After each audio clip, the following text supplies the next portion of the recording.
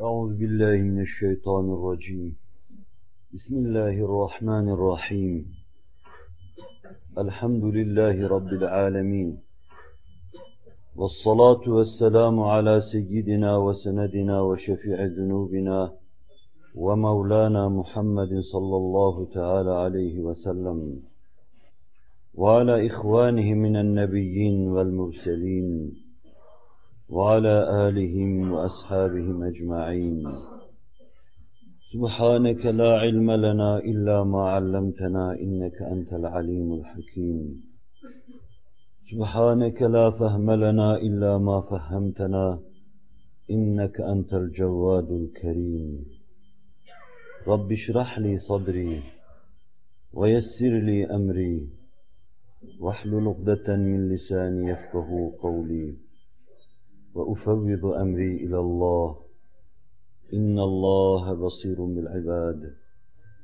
اللهم صل وسلم وبارك على سيدنا محمد وعلى آله عدد كمال الله وكما يليق بكماله وعدد إنعام الله الكريم وأفعاله.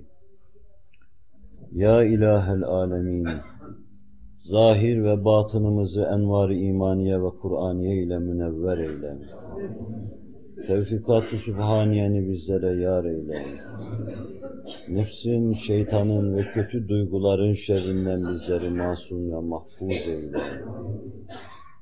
Kalbi ve ruhi istikamete bizleri hidayet eyle. Cümlemizi cennet ve cemalullah şerefiyle şerefyâb eyle. Amin. Bu hurmeti seyyidil mürselin. Velhamdülillahi Rabbil alemin. Muhterem Müslümanlar, icmalen imanın son rüknü olan ya tertip ve tasnifte, size takdimde en son anlatılma sırası kendisine gelen kader üzerinde duruyoruz. Bir hafta evvelki derste başladık. Cenab-ı Hak atasıyla hakkımızda muamele yapıp makus kader ve talihimizi tebdil buyursun inşallah Teala. Kader, Cenab-ı Hakk'ın sıfatlarını kabul etmek, zatını kitaplarında bize tarif buyurduğu şekilde kabul etmek demektir. Kader sadece ilmi ilahinin bir ünvanı olup, hakkımızda yapılan planlardan, takdirlerden ve tayinlerden ibaret saymak doğru olmaz. Saha olarak kader, Cenab-ı Hakk'ın ilmiyle tayin ve takdiri demek ise de, fakat aynı zamanda Cenab-ı Hakk'ın kudretini, aynı zamanda meşiyet ve iradesini, aynı zamanda sem'ini ve basarını içine aldığından dolayı, kaderi tekzip etmek, kabul etmemek demek, Cenab-ı Hak ifade eden, yani Zat-ı Ecelle Alâ'nın muhat bulunduğu kendi sıfatlarını inkar etmek demektir. Onun için pek çok ehli tahkik kaderi, Cenab-ı Hakk'ın zat-ı uluhiyetini müteala içinde ele almışlardır. Kader için hususi bir bahis açmaya lüzum yoktur. Zat-ı uluhiyetin müteala edildiği yerde kader de edilmelidir şeklinde meseleyi ele almışlardır. Bu bir yönüyle kaderi iman erkanı arasında kabul etmemeyi işmam ettiğinden biz öyle demiyoruz. Nasıl Allah'a iman, meleklere iman, haşre iman, ahirete iman, kitaplara iman, peygamberlere iman var, kadere iman da var diyoruz. Ta şöyle veya böyle, icmalen veya tafsilen kaderi inkar edebilecek bir söz söylemiş olmayalım. Ama meselenin aslına gelince İmam Ahmed Hanbel kader kudretten demektir diyor. Binaenaleyh kaderi inkar eden bir insan aynı zamanda pek çok şey inkar eder. Allah'ın insanlar hakkında böyle bir takdir yapmadığını, yapmayacağını söyleyen bir insan yapamayacağını ifade etmiş olur. Allah eşyanın önünde ve sonunda ne olup biteceğini bilmiyor manasını ifade eder. Bu muhteşem kainat sarayını kurarken Allah Celle Celaluhu plansız, hikmetsiz, maslahatsız işe mübaşeret etmiş. Onların ifadesi içinde mübaşeret etmiş sayılır. Binaenaleyh kaderi inkar eden bir insan bir teviye bütün sıfat-ı ilahi inkar eder. Zat-ı akdese ait pek çok manaların altını üstüne getirir. Uluhiyet akidesi mevzuunda inanmamız lazım gelen şeyleri ters yüz eder. Kader çok ciddi bir mevzudur. Cenab-ı Hak ona nasıl inanılması gerekiyorsa bizi ona öyle inandırsın. Biz ehli sünnet ve cemaatin prensipleriyle ne itizalin rasyonalizmasına düşeriz inşallah, ne cebrinin cebri determinizması içinde meseleyi ele alırız. Bilemediğimiz, bilemeyeceğimiz keyfiyette kesple ciddi alakası olan insan iradesi ve Kur'an-ı Kerim'in talim ve tarifi içinde kavramaya çalıştığımız Cenab-ı Hakk'ın yaratması, Cenab-ı Hakk'ın hakimiyeti, Cenab-ı Hakk'ın tasarrufu. Bu iki meselenin haddizatında telif ve tevfiki nasıldır? Bunu anlasak da anlamasak da bu böyledir. Biz mükellefiz. İyiliklerimizle inşallah Cenab-ı Hak bizi cennete koyacak. Kötülükleriyle bir kısım kimseleri cehenneme koyacak. Füccar kötülük ve seyyiatlarıyla, fücurlarıyla gayyaya, ebrar iyilikleriyle Allah'ın lütfuna dayanıp cennete yükselecekler. Ama burada insan ne yapar? İnsanın yapılan şeyler üzerinde müdahalesi ne kadardır? Bu işi Allah yaratıyorken insanın sebebiyet vermesi hususuna ne kadar itibar edilir? Bütün bunların münakaşasını Allamul Guyub olan Hazreti Allah'a havale ediyoruz. Bir evvelki derste icmalen arz etmeye çalıştım. İnsan iradesini belli sınırlar içinde çerçevelendirip takdime çalıştım. Ve her hadisenin verasında Allah iradesinin, meşiyetinin, kudretinin her şey olduğunu dikkatinizi arza çalıştım. Selefimizin, bu vadide büyüklerimizin sahabe-i kiramı çok iyi anlaması, ehl-i sünnet vel cemaati çok iyi kavraması ve bunları bizim anlayabileceğimiz, rahat anlayabileceğimiz düsturlar ve prensipler halinde bize takdim etmesi, bunların ışığı altında ve bu prensipleri takdim sadedinde inanmamız gereken şeyleri takdime çalıştım. En narin, en hassas bir mevzuda, kanaatimizi örselemeden, sarsmadan, kitap ve sünnetin ışığı altında, hadise bu anlayışın uygun olması, kitaba bu anlayışın uygun olması prensipleri içinde arıza takdime çalıştım. Tabii ki kaderle alakalı mevzular sadece benim arz ettiğim şeylerden veya bir evvelki derse inhisar ettirmeye çalıştığım şeylerden ibaret değil. İşin içine Allah'ın dilemesi, meşiyet girerse, kaza ve kader kendi prensipleriyle girerse, hidayet ve dalalet, insanların doğru yolda yürümesi veya sapıklığa düşmesi, doğru yolu da ve sapıklığı da Allah'ın yaratması işin içine girerse, bir bilmece mahiyetinde mesele karşımıza çıkınca, herhalde her noktasına ait ibhamı ayrıca izale etmek, müşkülü çözmek, bu muğlak, bu mutil meselenin şerhini yapabilmek lazımdır. Peyderpey, hulasasını ve icmalini arz ettiğim bu mevzu inşallahü teala, Cenab-ı Hakk'ın imkan lütfettiği nisbette size arz etmeye çalışacağım. Sebkat etmiş bir kitap vardır.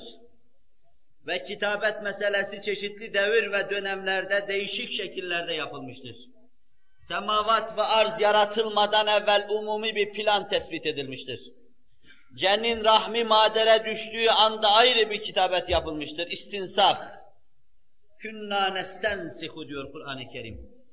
Biz levh-i mahfuzdan istinsaf ederiz.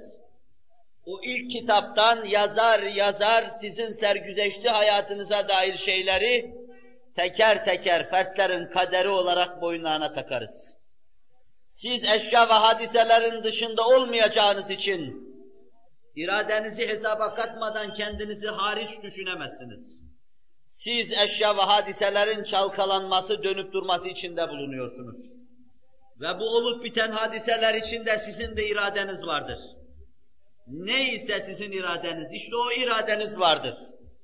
Hakkınızda kesmeler, biçmeler, o iradenizi hesaba katmadan yapılmamaktadır.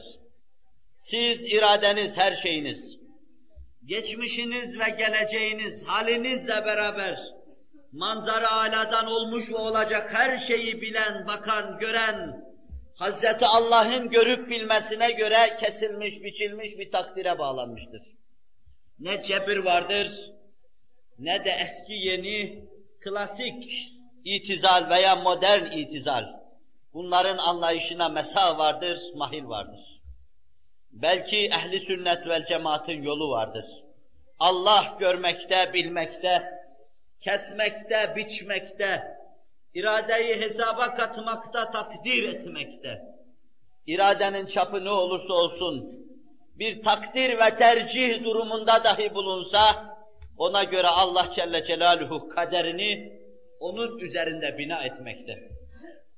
Tekrar edeyim, Cenab-ı Hak evvel ve ahir bizi bu anlayış içinde yaşatsın ve bu anlayış içinde vefat ettirsin. Ve bir diğer takdir, Allah'ın çeşitli kitabetleri var dedik.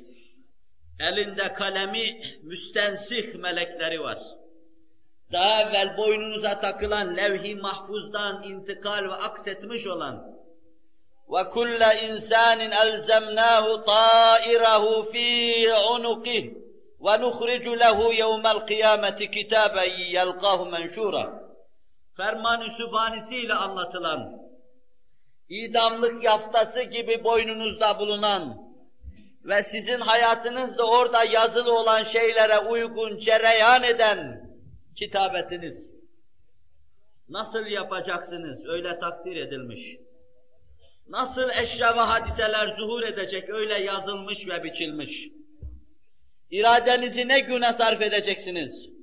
Ata ilahi ve ihsan-ı ilahi şayet iyi bir veçe vermezse işe, hakkınızda ihsanın ifadesi hüküm ve takdirde bulunmazsa, muhakkak iradenizin neyse o, taalluk ettiği istikamette size bir şeyler verirse Allah Celle Celaluhu, bunlar önceden yazılmış, biçilmiş, boynunuza takılmıştır. Sonra da siz yaparken melekler yazacak da, bu iki kitap karşı karşıya getirildiğinde, ikincisi evvelkisinin aynı olduğu görülecektir. Evvel yazılan, muhit ilmi ilahiyle görülüp bilinerek yazılan kitapla, sonra melekleri vasıtasıyla istinsah edilen kitap arasında tenakuz olmayacaktır. Çünkü siz nerede hangi girizgaha uğrayacaksınız, nerede hangi varyantı döneceksiniz, nerede iradenizi nasıl kullanacaksınız, evvela Allah bilmiş bunu Celle Celaluhu, sonra yazmış. Sonra siz bu yolda yürürken, omuzlarınızda, sağınızda ve solunuzdaki melekler aynı şeyleri yazacak ve çizeceklerdir.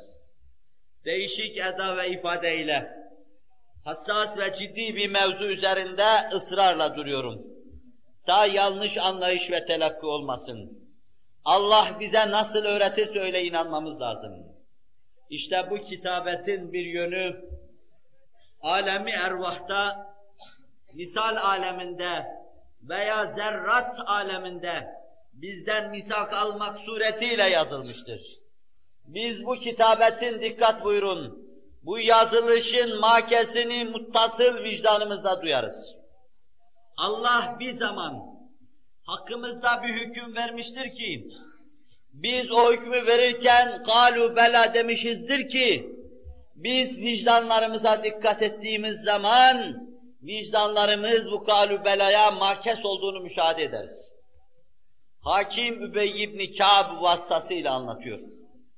وَاِذْ أَخَذَ رَبُّكَ مِنْ بَنِي آدَمَ مِنْ ظُهُورِهِمْ ذُرِّيَّتَهُمْ وَأَشْهَدَهُمْ عَلَى أَنْفُسِهِمْ أَلَسْتُ بِرَبِّكُمْ قَالُوا بَلَا شَهِدْنَا قَالُوا بَلَا شَهِدْنَا Cenab-ı Hak bu ahd-ü peymana sadakat içinde bizleri yaşatsın.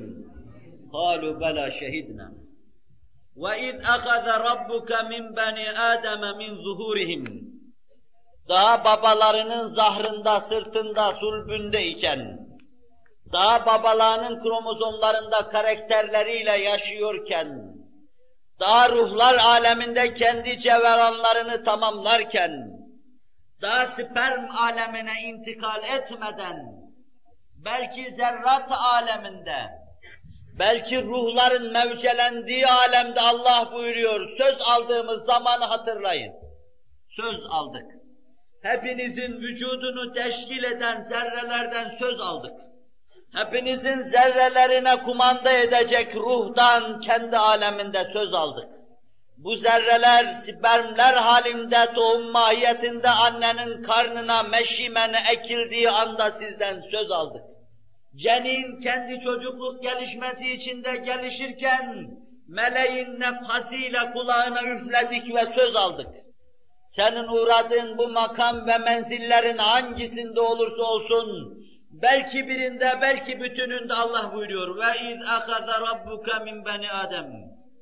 Senin Rabbin, yani sizi terbiye eden Rabbiniz, sizi kemale doğru sevk eden Rabbiniz, esir aleminden atomlarınızı teşkil eden, atomlarınızdan moleküllerinizi teşkil eden, moleküllerinizden sizin büyük mürekkeplerinizi ve hususiyle sizi meydana getirecek annede yumurtayı, babada spermi hayvancığı yaratan, terkip ve teşkil eden, sizi böyle terbiye eden ve perde perde o karanlıklar içinde gelişmenize zemin ve vasatı hazırlayan, havasız o muhitte, annenin teneffüsüyle sizi besleyen, annenin dolaşımıyla sizi besleyen, annenin hazmıyla sizi besleyen ve vücudunuzun artıklarını da yine annenin kanıyla dışarıya atan, sizi terbiye eden, belli bir noktaya sizi getirdikten sonra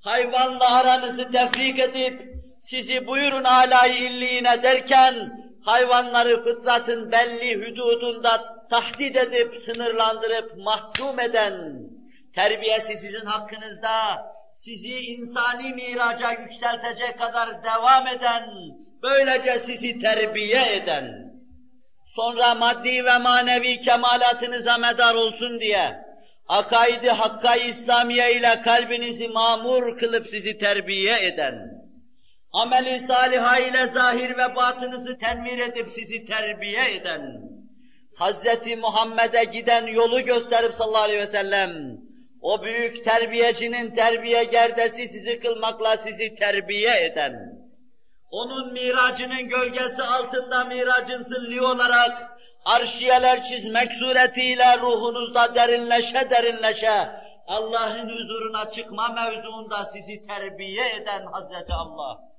Bu uzun yolu, bu uzun mesafeyi kat etmeye başlarken, bu derin, bu muammalut yola çıkarken, daha yolun başlangıcında, ilk varyantta ve ilk girizgahta sizden söz aldı. Ve اِذَا خَذَ رَبُّكَ مِنْ بَنَي آدَمٍ مِنْ ظُهُورِهِمْ ذُرِّيَّتَهُمْ وَاَشْهَدَهُمْ عَلَى أَنْفُسِهِمْ. Kendi nefislerine karşı işhad ettim.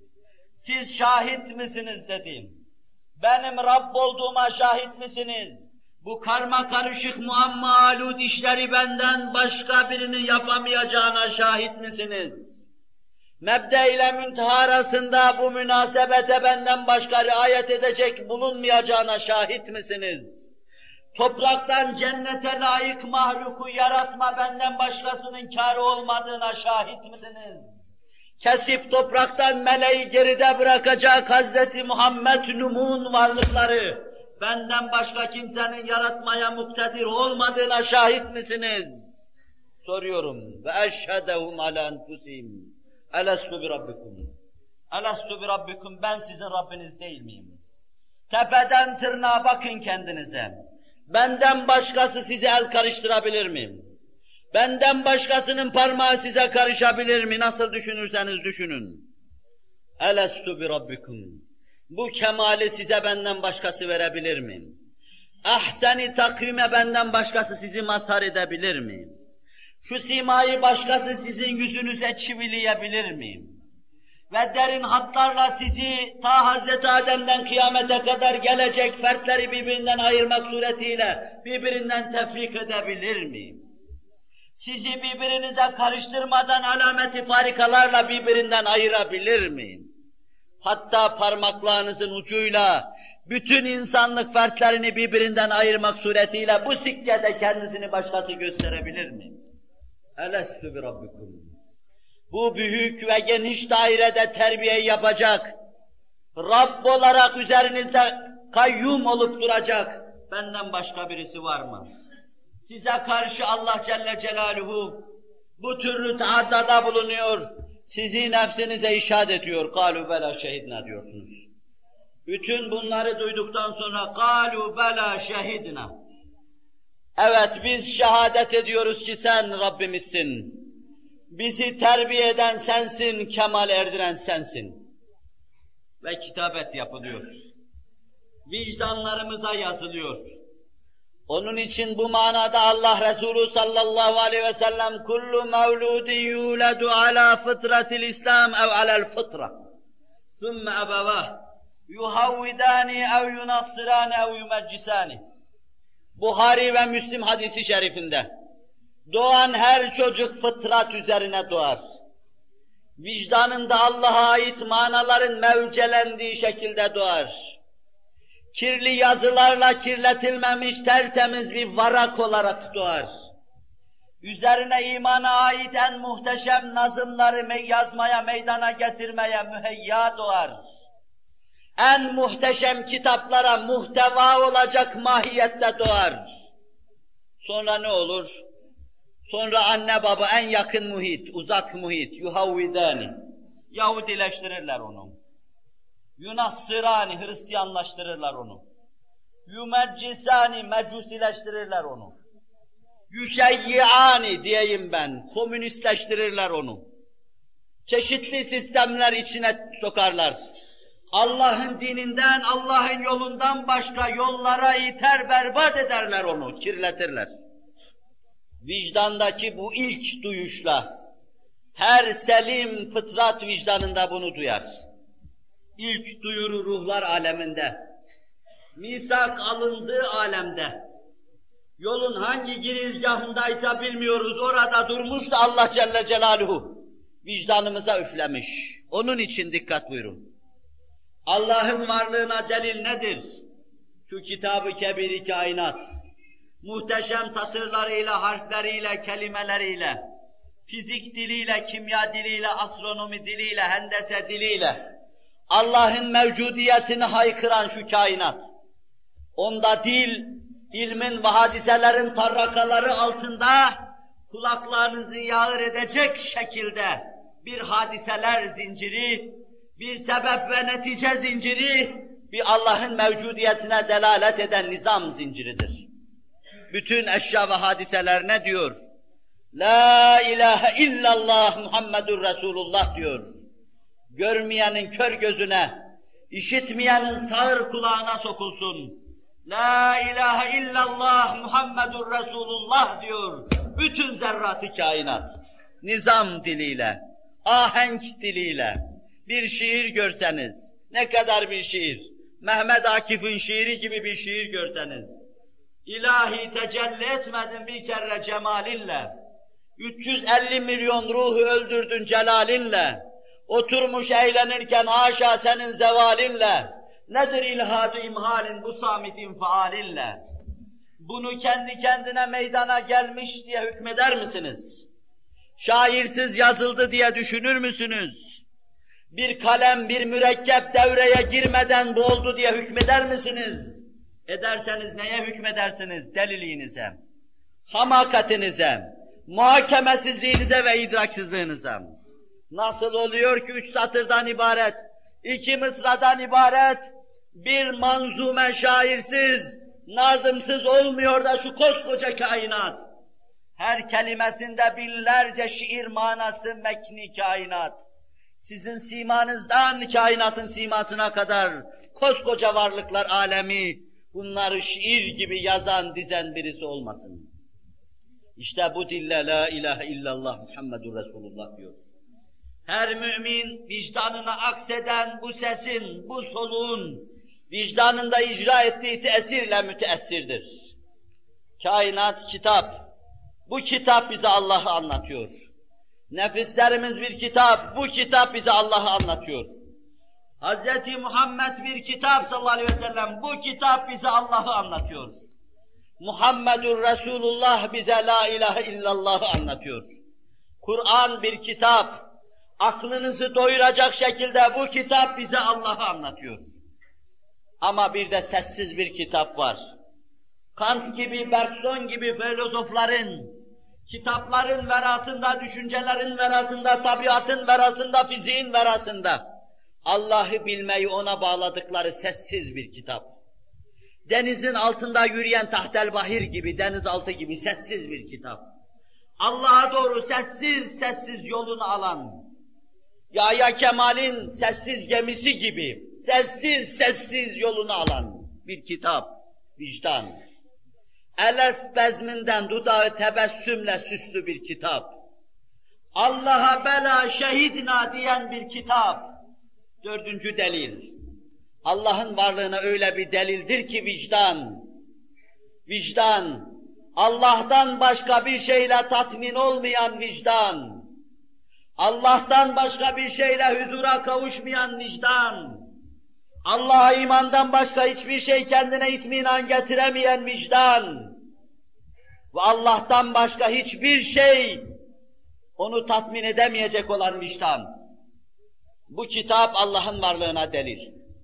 Her doğan çocuk bu kitapla doğuyor. Fıtratı bozulmazsa Allah'a ulaşacaktır. Ama anne baba secdesiz ve vicdansız kılarsa, canavar ve vahşi kılarsa, yani kalbin ve vicdanın muhtaç olduğu manayı şerbet gibi ona takdim etmezse, yani ruhunu öldürürse, yani kalbini soyar da bağırsaklarına yedirirse, yani onu et yemeye, madde yemeye alışmış bir canavar haline getirirse, vicdan ölecektir. Eles bezminde verilen sözün altı üstüne gelecektir. Ve biz beşerin bu yönüne sesleniyoruz. Dışta değil, içte kendisini bulacağına ve Allah'ı bulacağına inanıyoruz. Men arafe nefse fakat arafe rabbeh tasavvuf neşvesi içinde ifade edilen bu sözle her şeyin hallolacağına kaniyiz. Maveradan bekliyorken bir haber, perde kalktı öyle gördüm ben beni. Veya Niyazi'nin sözüyle ben taşrada arar iken o can içinde can imiş. Ben dışta dolaşıyordum. Başı açık, yalın ayak hayaller halinde onu dışta arıyordum. Mavera perdesi kalkınca her şeyin düğüm düğüm. Ben de vicdanımda mekni olduğunu müşahede ettim.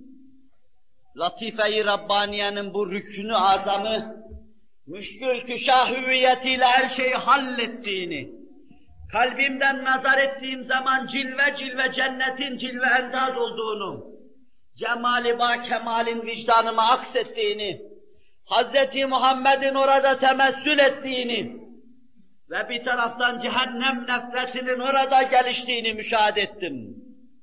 Vicdanım bir rehber gibi elimden tuttu. Bütün kevnü mekanları bana yanılmayan, aldanmayan bir rehber havası içinde gezdirdi.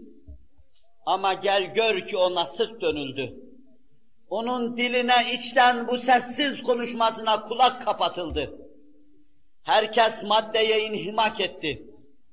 Her şeyi maddede aradıkları gibi Allah'ı bile maddede aramaya, fizikte aramaya, kimyada aramaya başladılar. Onun için hayran ve şaşkınlık içinde hiçbir şey bulamadan geriye döndüler. Cenab-ı Hak bizi şaşkın ve sergerdan eylemesin. Çokları için objektif olmayan şu hususların yanlış anlaşılmasına meydan vermesin vacibimiz. Elestu bi Rabbiküm'den intikal ettim buraya. Tirmizi bu vakayı naklederken şöyledir. Allah Adem'in sırtını sıvazlayıverdi. Ve sonra bütün zürriyatı Adem'in dökülüverdi. O gün onlardan misak alındı, söz alındı. Nasıl alındı arz ettim, biraz evvelki sözlere intikal edin. Ahs-ı misak meselesini, sırt sıvazlama meselesini ashab-ı kiramdan verdikleri hükme göre mütevatir diyeceğimiz şekilde hadisler bize intikal ettirmektedir. Hazreti Ali, Ebu Said el-Hudri, Süraka İbni Malik İbni Coşum, Hazreti Ayşe, Abdullah İbni Ömer, Abdullah İbni Abbas, Abdullah İbni Mesud, Abdullah İbni Amr İbni As başta olmak üzere 20'ye 30'a yakın sahabe-i kiram bu vakayı bize anlatmakta ve bu ayeti kerimenin bu meseleyi ifade ettiğine parmak basmakta, ısrarla üzerinde durmaktadırlar. Aynı kadro, adlarını intikal ettirdiğim aynı kadro, anne karnında bu meselenin aynı meseleye bağlı olarak cereyan ettiğine de parmak basarlar. Eşşakî men şakiye fî batni ummi ve's-sa'id men sa'ide fî batni ummi. Şakî, talihsiz, kem talih. Daha annesinin karnındayken talihsiz damgasıyla damgalanmıştır. Said, daha annesinin karnındayken mes'ud diye damgalanmıştır. Marx, annesinin karnındayken beşer idlal edecek, beşer suretinde bir şeytandır damgasını yemiştir. 20. asırda bize ışık tutan Hasan el-Benna gibi, Nedevi gibi, daha niceleri Türkiye'mizde büyük rehber gibi annesinin karnındayken adıyla, sanıyla, yoluyla, yöntemiyle Said damgasını yemiştir.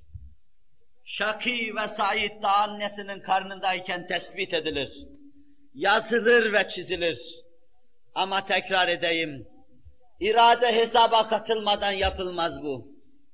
Gururu, kini ve nefreti hesaba katılmadan veya re'feti, rahmeti, şefkati, mürüvveti, insanlığı, diyargamlığı hesaba katılmadan yapılmaz.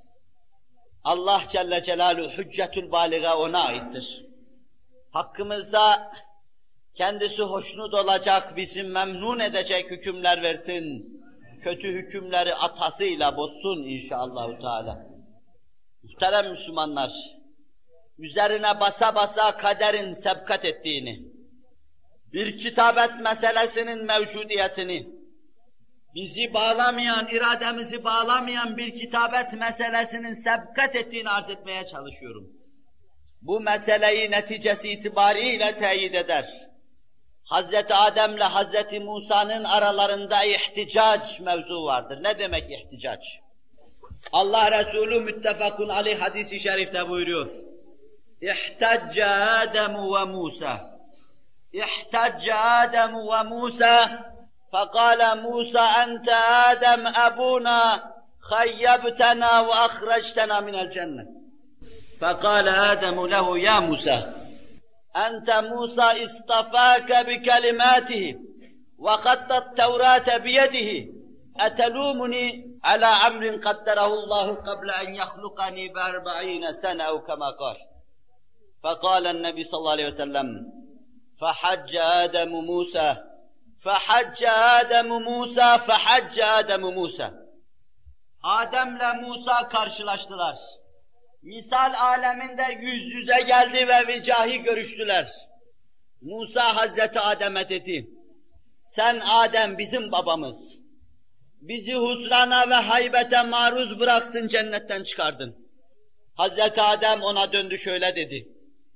Sen öyle bir Musa'sın ki Allah vicahi seninle konuştu, seni diğer peygamberlerden seçkin kıldı. وَاسْطَفَيْتُكَ عَلَى النَّاسِ بِرِسَالَاتِ وَبِكَلَامِ Kur'an anlatıyor. Peygamberlik ve seninle vicahi konuşmak suretiyle seni intihab ettim ben. Sen müstesna ve mümtaz bir nebisin dedi Hazreti Musa'ya. Ya Musa sen böyle şanı yüce bir peygambersin diyor Hazreti Adem. Safiyullah'taki kemale ve kelama bakın. Ente Musa istefâke bi kelimâtihi ve hattet Tevrat'e biyedi. Tevrat'ı kendi eliyle tespit edip sana takdim eden Hazreti Allah sen neye masarsın? Beni ben yaratılmadan 40 sene evvel hakkımda verilen bir hükümden ötürü kınıyor musun diyor. Hakkımda verilen hüküm ben yaratılmadan 40 sene evvel verilmişti. Böyle bir hükümden ötürü beni kınıyor musun diyor ya Musa. Allah Resulü vakayı naklettikten sonra 3 kere Adem Musa'ya galebe çaldı. Adem Musa'ya galebe çaldı. Adem Musa'ya galebe çaldı. Hz. Musa bir soru sordu. Sen babamız Adem'sin, bizi haybet ve husrana uğrattın, cennetten çıkardın. Hz. Adem mukabele etti. Hakkımdaki takdir yaratılmadan 40 sene evveldir. Bu meselenin tevili var. Niçin Efendimiz Adem galebe çaldı diyor. Selef kadimden bu yana şunları söylemiş. Hz. Adem Musa'nın babası olduğu için, onun için Adem galebe çaldı. Mizan ve teraziye gelir ağırlığı olmayan bir söz. Batıl dememeyi nezaketsizlik icabı yapıyorum. Adem Musa'nın babası olduğu için galebe çaldı, olmaz öyle şey.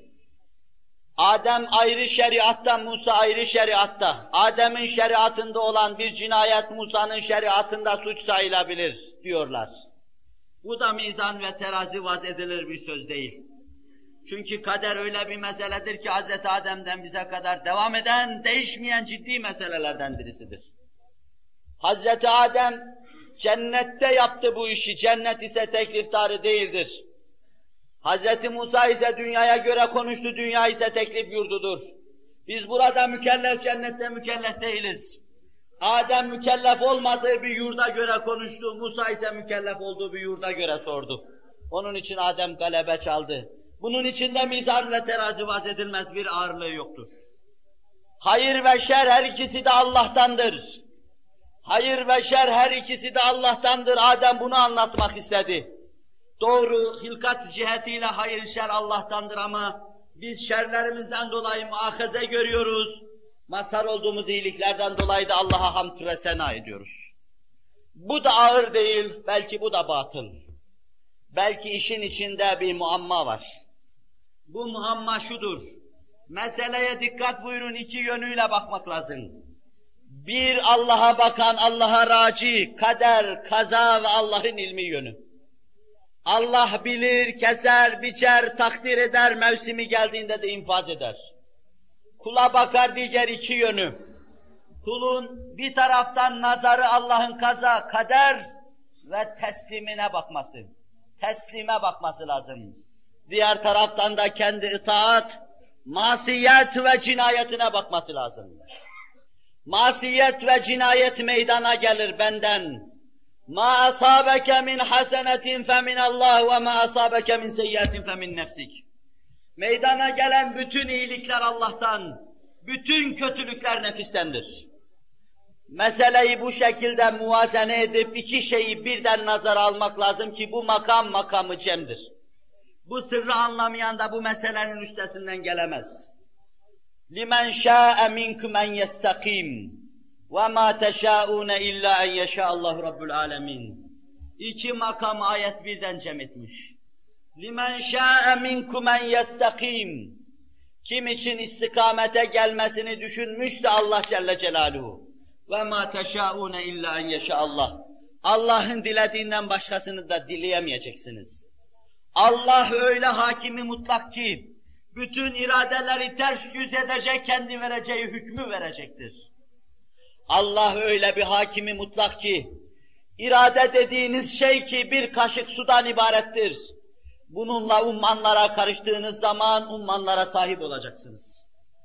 Haddi zatında hiçten bir şey ve icabında Cenab-ı Hakk'ın yaratmasıyla cihan değer bir kıymet arz etmektedir. وَمَا تَشَاءُونَ اِلَّا اَنْ يَشَاءَ اللّٰهِ كَلَّا اِنَّهُ تَذْكِرَةٌ.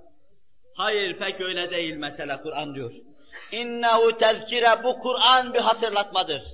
Femen şâ'e zekere, dikkat buyurun. Kim dilerse bundan tezekkür edecek. Kur'an'a kim kulak verirse aklı başına gelecek. Kur'an'ı kim dinler, anlarsa aklı hakikate erecek. Femen şâ'e zekere ve mâ yezkurûne illâ en yeşâallâh. İşte makamı cem. Allah'ın dilediğinden başkasını da hatırlayamayacaksınız. Onun için İmam-ı Gazali'ye ben yapmadım ama diliyorum. Dilemeyi veren kim sözüyle meseleyi bağlar. Dilemeyi veren kim sözüyle meseleyi bağlar. Öyleyse bu muammayı olduğu gibi kabul edeceksiniz. Ben mükellefim. İş yapıyor gibiyim. Ben iş yapıyor gibi olunca işte meydana geliyor, yaratıyor işi. Yapılan işler arasında dehlim nedir, dehlimin sınırları nedir, bunu o bilir. Belki hayra ve şerre medar olabilecek bir şey bana vermiş. Bu şey 100 müdür, astar mıdır belli değil. Bu şey bir plan mıdır, proje midir belli değil.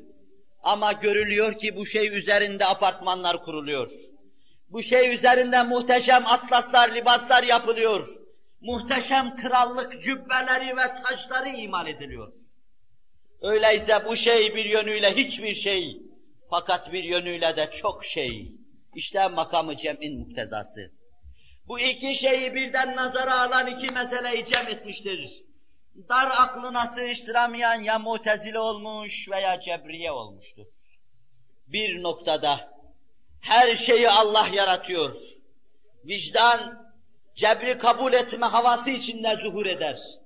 Bir noktada her şey iradeye terettüp ediyor, ben muhakaze edileceğim. Bu noktada da itizalin hakkı veriliyor. Meseleyi karıştırmadan bu muvazene içinde ele alacağız. Ahenkle ve üzerine basa basa, sizi encamında, düşüncede yanıltmamak için üzerine basa basa arz etmeye çalıştım. Sebkat etmiş kitabın keyfiyeti, yanlış anlamayın.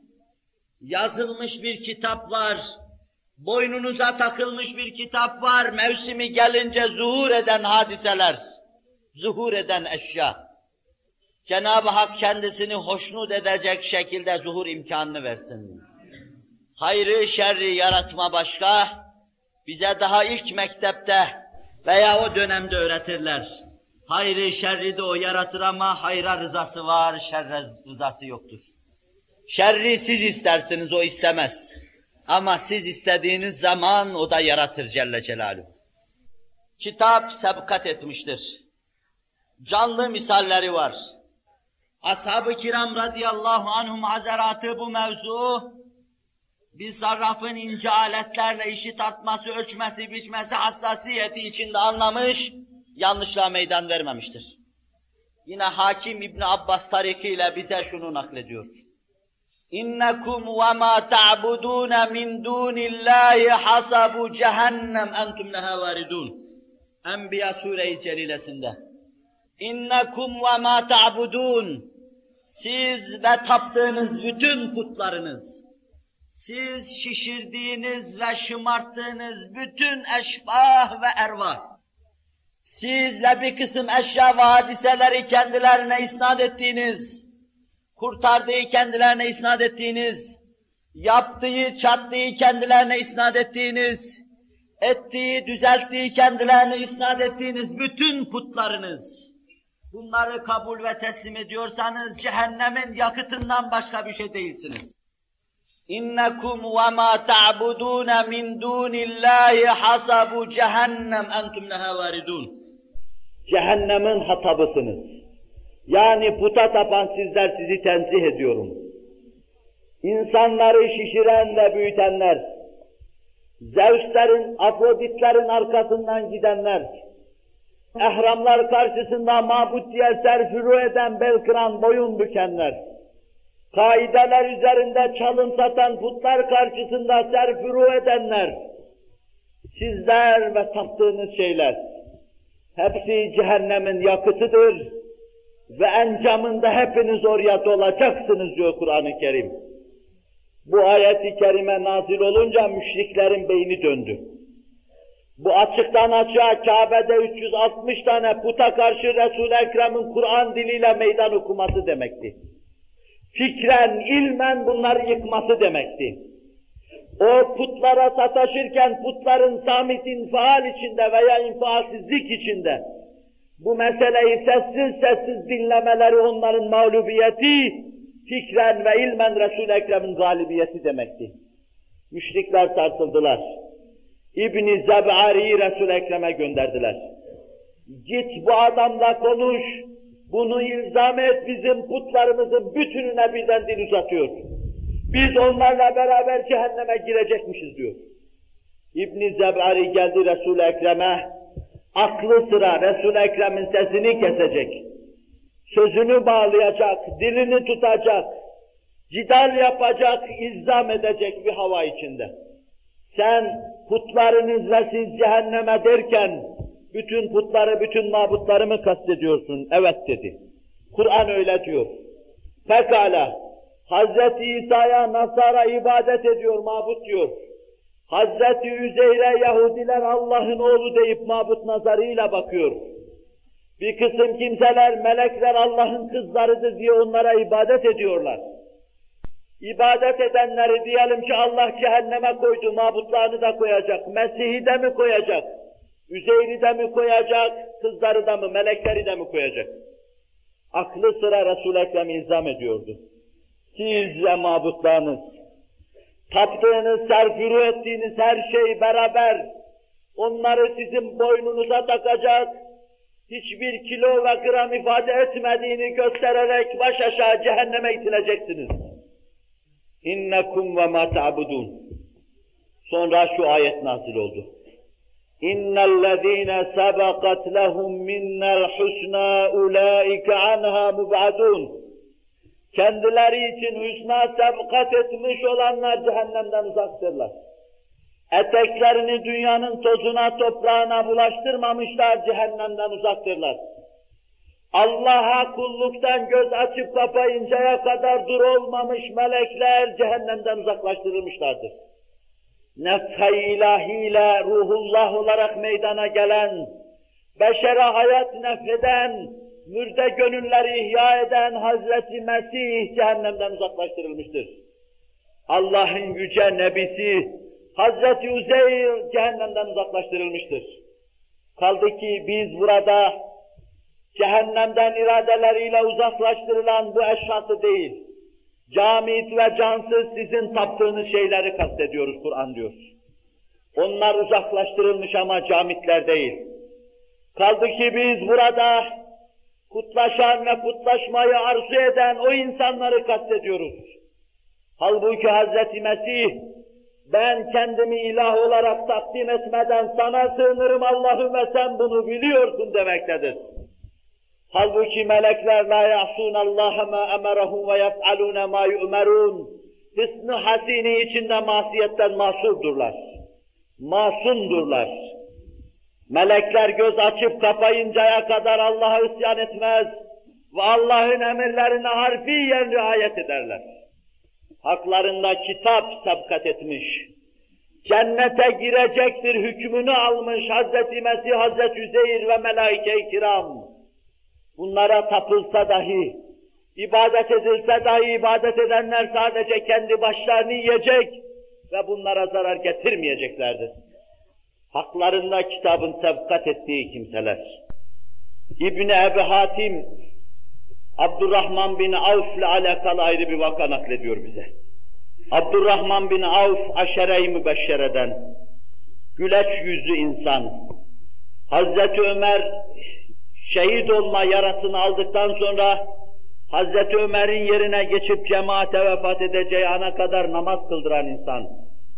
Hazreti Ömer'den sonra intihab işinde hakem vazifesini ve vaziyetini üzerine alan, Hazreti Osman'ın intihabını temin eden insan ve sakat olmuş, Uhud'da sakat olmuş uzvuyla iftihar edip, Resulullah'ın huzurunda kalkan olarak kullandığım için sakat oldu diye, sakat uzvunu mezar iftihar yapan bu mütebessim çehre, çok ciddi hastalanmıştı.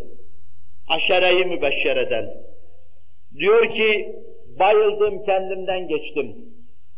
2 tane vaziyetleri galiz, haşin insan geldiler. Benim elimden tuttular, beni zorla götürüyorlardı. Kendinden geçtiği an, bayılma gelip de trans haline girdiği an, vücudu mevhibe-i sübhaniyesi veya Rabbaniyesi, gelen o azap melekleri tarafından alınıyor ve götürülüyor. Abdurrahman bin Avf da bunu seyrediyor. Kendisiyle alakalı 2 vaka var. Bir defasında Allah Resulü sallallahu aleyhi ve sellem şöyle buyurmuşlardı. Halk cennete girerken gördüm. Abdurrahman bin Avf'ı da gördüm. Makadının üzerine sürüne cennete giriyordu. Üzüldü, çok müteessir oldu. Sebebi nedir ya Resulallah? Çok servete sahip olman. Hesabının ağırlığı belini büküyor senin. Çok servete sahip olman.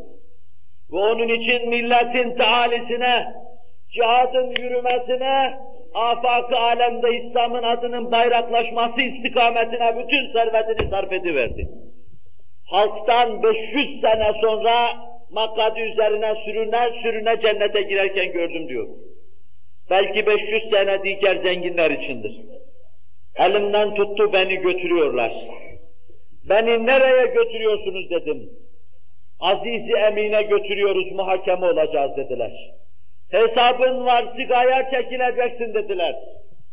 Beni sürükleye götürürken karşıdan bir adam geldi. Sordu, nereye götürüyorsunuz bunu? Bu da muhtemelen onlardandı. Dediler, Aziz Emine götürüyoruz. İfade budur, yegane galip. Sözünün üzerine söz olmayan Allah'a ve yaptığı iyiliklerden dolayı kimsenin de zarar görmeyeceği kimseye Allah'a götürüyoruz. Aziz ve Emine götürüyoruz. Onu götüremezsiniz. Bırakın onu dedi. Zira o daha annesinin karnındayken hüsna sebkat etmişti. Annesinin karnındayken cennete gireceğine dair hakkında hüküm verilmişti. Aziz ve Emin'in huzuruna çıkmaz diyor. Ayıldım, kendime geldim. İç inşirahi içinde ferih, fakur, gönlüm saadet dolup taşıyor. Aziz ve Emine hesap vermek üzere giderken, annenin karnında hakkında sebkat eden şey. Onun için Allah Resulü sallallahu aleyhi ve sellem, ileride kaza bahsinde ariz ve amik arz etmeye çalışacağım. Kitabın sebkat etmesi diyor buna. Cehennemle kendi arasında bir karış kaldığı an kitap sebkat eder, iyilik yapar ve cennete gider. Begavi, Sa'd ibn Abi Vakkas'la alakalı ayrı bir vaka naklediyor. Hadisi oğlu Amir ibn Sa'd ibn Abi Vakkas naklediyor. Babam Medine'de bir sokakta veya Küfe'de halkın terakküm ettiğini gördü. Yanlarına geldiğinde bir zat ayakta durmuş, Talha'ya, Zübeyre ve Hazreti Ali'ye sövüyordu. Hem Hazreti Ali'ye, hem Talha'ya, hem de Zübeyre küfür savuruyordu. Sa'd ibn Abi Vakkas, bu da aşere-i mübeşşereden. Resul-i Ekrem'in dayızadesi. Uhud'da Resul-i Ekrem birkaç yüz defa at anam babam sana feda olsun dediği insan. İran'ın fatihi.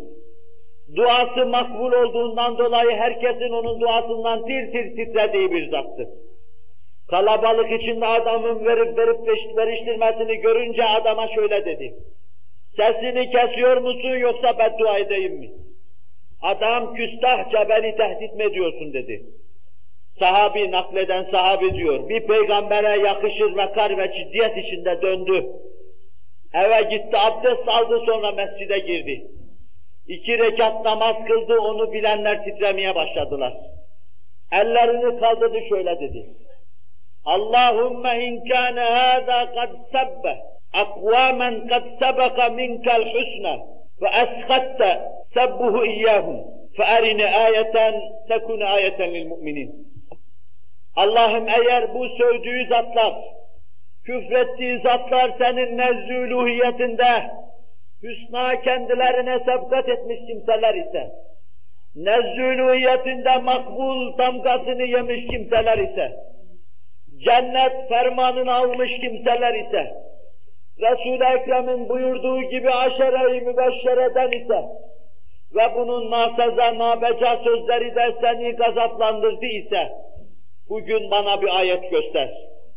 Harikulade bir ayet göster, müminler de bilsinler ağızlarını açarken. Ali'ye sövmek ne demektir? Zübeyre sebbetmek ne demektir? Talha'yı taan ve teşhir etmek ne demektir? Ellerini sürdü.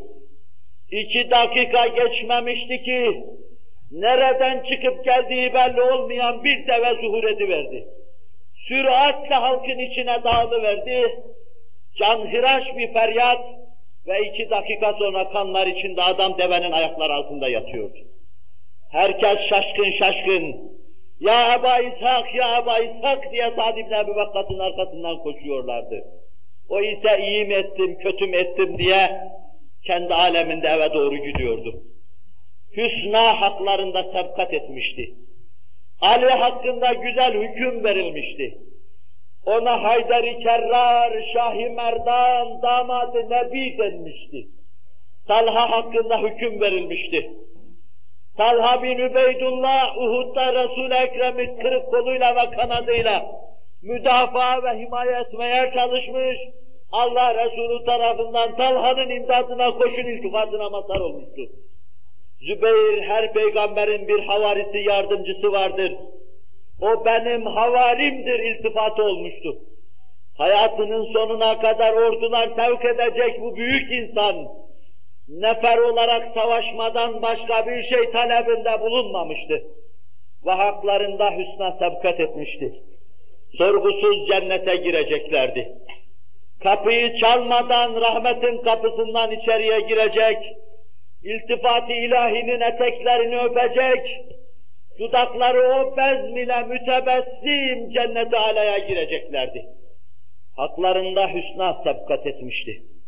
Meseleyi böyle anlayacaksınız. Cenab-ı Vacibül Vücud ve Tekaddes Hazretleri böyle anlayışa bizleri ila buyursun inşallahü teala. Kaza, kader dediğimiz şey, bunun mertebeleri var. Bugün anlattığım kadarıyla anlatacağım. İlmi ilahi açısından kaza ve kader var. Kitabet açısından kaza ve kader var. Meşiyet-i ilahi, Allah'ın dilemesi açısından kaza ve kader var. Ve bir de yaratma açısından halk, kaza ve kader var.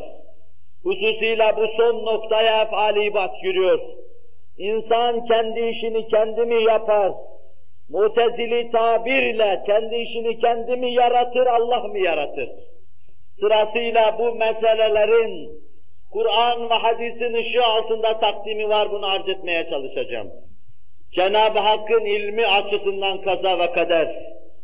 Daha mevzuya intikal ederken Sahih Buhari ve Müslim'deki müttefakun aleyh bir hadisle bunu arz etmeye çalıştım.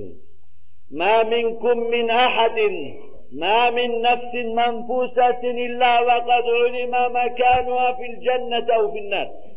Sizden hiçbiriniz dünyaya gelmeden evvel daha soluk almadan, nefse sahip olur hale gelmeden cennet ve cehennemde yeriniz belliydi, biliniyordu. Nereye gideceksiniz, nereye müstahak olacaksınız Allah Celle Celaluhu bunu biliyordu. İşte bu ilim açısından meselenin bilinmesi. Ama bu bilinirken Allah Celle Celaluhu bilir, yazar, çizer. Çok meselelerde vardır ki bu meselelerde Allah Celle Celaluhu atada bulunur. Hakkımızda hükümler verir. Hususiyle Kur'an-ı Kerim'le bizi mükellef kılar. Mükellef kıldığı şeyler ise çok defa bize nahoş gelir. Bunu nefislerimiz sevimli bulmaz. Ama Allah bilen Allah'tır Celle Celaluhu. Hakkımızda böyle bir hüküm ve takdirde bulunurken bir kısım maslahatlar ve menfaatlar vardır bizim için. İşte bunlara binaen tayin ve takdirde bulunmuştur. Binaenaleyh dikkat buyurun. Burada bir noktaya daha dikkatinizi çekiyorum. Sizin bilmemeniz, Allah'ın bilmesi ve aynı zamanda bu ilme bir hikmetin tabi olması, bunlar birbirinden ayrılmayan şeylerdir. Allah bilir ama ilmine maslahatlar, hikmetler ve faydalar takılıdır.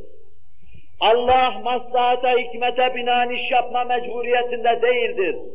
Ama nasıl alimdir, Allah öyle de hakimdir. اِنَّ اللّٰهَ عَلِيمٌ حَكِيمٌ. Allah hem alimdir hem hakimdir. Bunları birbirinden ayıramazsınız. Her işte hikmeti vardır, abesle işlemez Allah. Boş yere Allah'ın bir işi yoktur, maslahatlar, faydalar vardır. Hikmet ilmeramdır. Nerede ilim tecelli eder, kudret ve irade çiçek gibi zuhur ederse, verasında bir hikmet lem'an etmeye başlar. Onun için siz, hakkınızda kesilen, biçilen, verilen hükümlerin çoğunun verasında, nefsinizi hoşnut edecek şeyler bulmaz da kerih görürsünüz. Halbuki mesele sizin için faydalıdır. Usul istilahıyla bu mesele hüsnü gayrihidir. Neticesi itibariyle güzeldir. Yaratan Allah yaratırken bir şeyi çok hikmet ve maslahatlara göre yaratır. Hilkat netice itibariyle çok faydaları havi bulunmaktadır. Ama şerlere gelince onlar sizin hususi kesbinize bağlıdır. Kutibe aleykumul qital. Kutibe aleykumul qitalu ve huve kurhun lekum. Ve asa en tekrehu şey'en ve huve hayrun lekum. Ve asa en tuhibbu şey'en ve huve şerrun lekum. Sadakallahul azim. Üzerinize kıtal, muharebe farz kılındı. Allah yolunda İslam'ın haysiyeti ve izzeti için cihad etmeniz farz kılındı. Kitabı kafanıza, silahı belinize koyup, İslam'ın sınırlarında bekçi gibi kıyamete kadar kemerbestle ubudiyetle dimdik durmak size farz kılındı. Bu vazifeyi, cihadı yapacaksınız. Kutibe aleykumul qital ve huve kurhun lekum. Mülk yönüyle size kerih geliyor. Dış yüzüyle bunu nahoş görüyorsunuz. Yanzurune ileyke nazaral mağşiyyi aleyhi minel mevt. Kur'an diyor. Habibi Zişanım, cihada emir geldiği zaman bayılmış insanın baygın nazarlarıyla sana bakıyor gibi bakar münafıklar. Ölüm çarpmış gibi bakarlar. Yanzurune ileyke nazaral mağşiyyi aleyhi minel mevt ve huve kurhun lekum. Size kerih geliyor cihad. Ölmek ve öldürmek. Allah'ın yüce adının ufkunuzda şehbal açması istikametinde can ve kan pazarına atılmak, mal ve can pazarına atılmak size kerih geliyor. Ama size bir kanun söylüyorum diyor Kur'an. Asa en tekrehu şey'en ve huve hayrun lekum. Nice kerih gördüğünüz şeyler vardır. Nice hoşlanmadığınız şeyler vardır ki sizin için hayırlıdır onlar. وَعَسَا أَنْ تُحِبُّوا شَيْئًا وَهُوَ شَرٌّ لَكُمْ. Nice sevdiğiniz şeyler de vardır ki onlar sizin için şerdir. Demek ki nice dış yüzüyle çirkin görünen şeyler vardır ki neticesi itibariyle hayırdır. Soğukta abdest almak gibi. İsbâhul vudu fil mekârih. İsbâhul vudu fil mekârih cennetin vesilesi. Canınızı çıkaracak soğukta, iflahınızı kesecek meşakkat altında, abdesti tamam alıp Allah'ın huzuruna gelme cennetin vesilesi. Nefsinize hoş gelen, şehvet pazarlarına sizi iten, içinizi kıçıklayan, nazarınıza hoş görünen nice şeyler de var ki neticesi çirkindir. Dünyada sizi vicdan azabı içinde, anne ve baba olacakları perişan ve sergerdan bırakır iflahınızı keser. Hoş gördüğünüz çirkin şeyler, çirkin gördüğünüz hoş şeyler vardır. Öyleyse dikkat edin. Emir ve teklifte Allah'a haram olun. Size tahmil ettiği ve yüklediği şeylerin dış yüzünü bakar nazarınızdan ötürü o meseleler hükmünde kendinize göre hüküm kesip biçmeyin. Allah'ın takdirine razı olun. Bu meseleyi ne güzel anlamıştır Hazreti Ömer. Benim üzerime gelecek, hoşlandığım ve hoşlanmadığım şey olarak üzerime gelecek şeylerin hiçbirini kale almam. La ubali asbahu fîmâ ekrahu aleyye ev uhibbu li'enni la edri el hayru fîmâ ekreh ev uhibbu. Ben isterse başıma gelecek hayırla, isterse şerle sabahlanmış olayım. İsterse maruz kaldığım ağırlıkla, isterse hayırla sabahlamış olayım. Hiçbirini kale almayacağım. Çünkü bilmiyorum ben, hayır benim sevdiğim şeyde midir, sevmediğim şeyde midir? Hayır gördüğüm şeyde midir, şer gördüğüm şeyde midir? Canımı yakanda mıdır, yoksa bana hoş gelende midir? Demek suretiyle insan için netice itibariyle meçhul olan bir sahaya ait hüküm vermemektedir. Kutibe aleykumul qitalu ve huve kurhun lekum. Ayeti Sübhanesi bu hakikati bize anlatmaktadır. Allahu Teala ve Tekaddes Hazretleri ahkam-ı Sübhanesine inkiyada bizleri muvaffak kılsın. Kazasına bizleri rızadide eylesin. verdiği hükümleri ciddi bir kulluk anlayışı içinde karşılamaya da bizleri muvaffak kılsın. Ve bu kerih görme veya hoşnut olma keyfiyetinin fezlekesini inşallah Teala Cenab-ı Hakk'ın inayeti içinde minberde arz etmeye çalışayım. İmkan el verdiği nispette önümüzdeki derslerde bunu devam ettireceğim. Cenab-ı Hak ne kadar imkan bahşeder, nice ve ne kadar konuşturur, kendisi bilir. Vallahu alem ve ma na'lem şey'en. Her şeyi Allah bilir, bizse hiçbir şey bilmeyiz. Subhaneke la ilme lena illa ma allamtena inneke entel alimul hakim. Buna ahd-ü peymanımız vardır. Böylece yaşatsın, böylece öldürsün Allah Celle Celaluhu. Lillahi Teala'l-Fatiha.